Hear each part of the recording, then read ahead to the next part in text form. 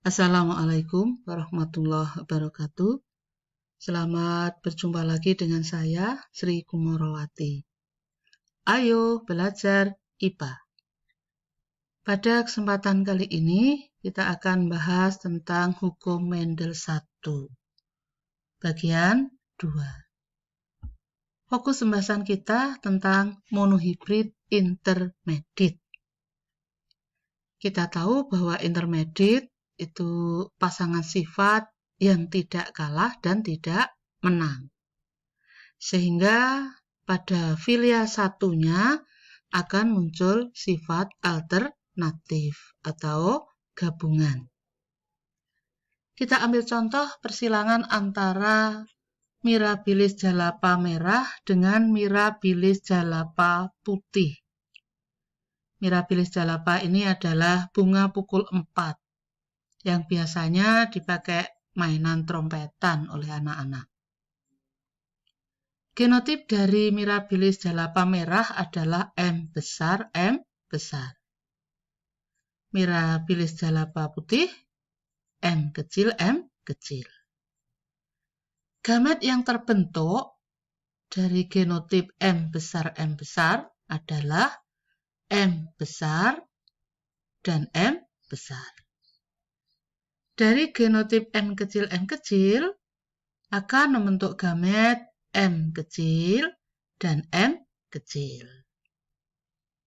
Kita buat papan catur biar lebih mudah untuk melihat kemungkinan genotip yang terbentuk pada filial 1. M besar, ke bawah kita tuliskan M kecil, M kecil.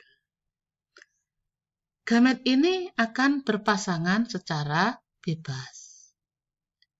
Jika M besar ini berpasangan dengan M kecil yang ini, akan terbentuk genotip M besar, M kecil.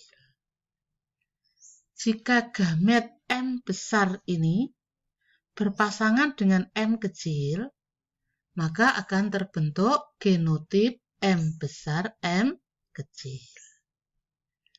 Jika M besar ini berpasangan dengan M kecil yang ini, akan terbentuk genotip M besar, M kecil. Jika M besar yang ini berpasangan dengan M kecil yang ini, akan terbentuk genotip M besar, M kecil.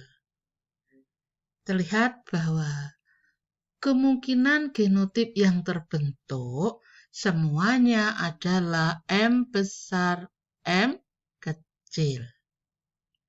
Jadi pada filial 1, genotip M besar, M kecil. Ini adalah Mirabilis jalapa merah muda. Kenapa bukan merah? Karena warna merah dan warna putih di sini bersifat intermediate. Sehingga ketika M besar ketemu dengan M kecil, akan muncul sifat alternatif atau gabungan antara merah dengan putih, yaitu merah muda. Bagaimana keturunan keduanya? Untuk mendapatkan keturunan kedua, maka F1 disilangkan dengan sesamanya. Di Mirabilis jalapa merah muda disilangkan dengan Mirabilis jalapa merah muda. Genotipnya M besar, M kecil. Ini juga M besar, M kecil. Gametnya, genotip M besar, M kecil ini akan terpisah menjadi M besar dan M kecil. Yang ini juga M besar, M kecil terpisah menjadi M besar dan M kecil. Lalu kita buat papan catur. Ini gamet yang pertama dari sini ya. M besar, M kecil. Ini gamet yang kedua. Kita tulis ke bawah, M besar dan M kecil.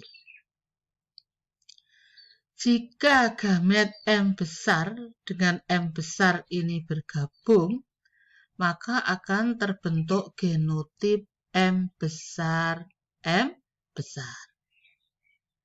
Jika M kecil bergabung dengan M besar, maka akan terbentuk genotip M besar, M kecil. Jadi dalam penulisan, huruf yang besar ditulis terlebih dahulu. Jika M besar bertemu dengan M kecil yang ini, akan terbentuk genotip M besar, M kecil. Jika M kecil bertemu dengan M kecil, maka terbentuk genotip M kecil, M kecil. Ya, terlihat di sini kemungkinan genotip yang terbentuk M besar, satu bagian, M besar, M kecil, dua bagian, M kecil, satu bagian. Bagaimana rasio genotip dan fenotip pada F2? Kita tahu tadi bahwa genotip M besar ada satu bagian, M besar, M kecil, dua bagian, M kecil, satu bagian. Maka rasio genotipnya pada F2 antara M besar, M besar, M kecil, M kecil adalah 1, 2, 1. Nah, M besar ini adalah mirabilis jalapa merah. M besar, M kecil, mirabilis jalapa merah muda. M kecil, mirabilis jalapa putih. Maka rasio fenotip pada F2 antara merah muda, dan putih adalah 1, 2, 1. Ya, terlihat di sini bahwa rasio genotip dan fenotipnya sama. 1, 2, 1.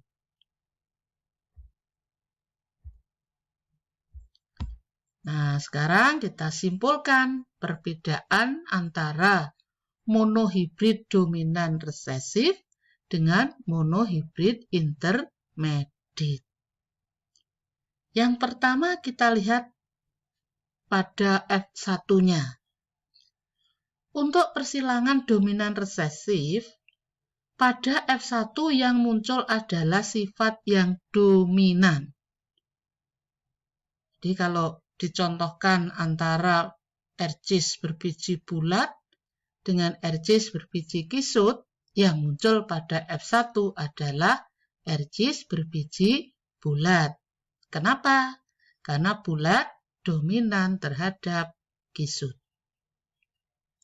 Sedangkan pada intermediate, pada F1 yang muncul adalah sifat alternatif atau gabungan. Kalau dalam contoh tadi, mirabilis jalapa merah disilangkan dengan mirabilis jalapa putih, ternyata pada F1-nya yang muncul adalah mirabilis jalapa merah muda. Yang kedua, dilihat dari rasio fenotip pada F2-nya.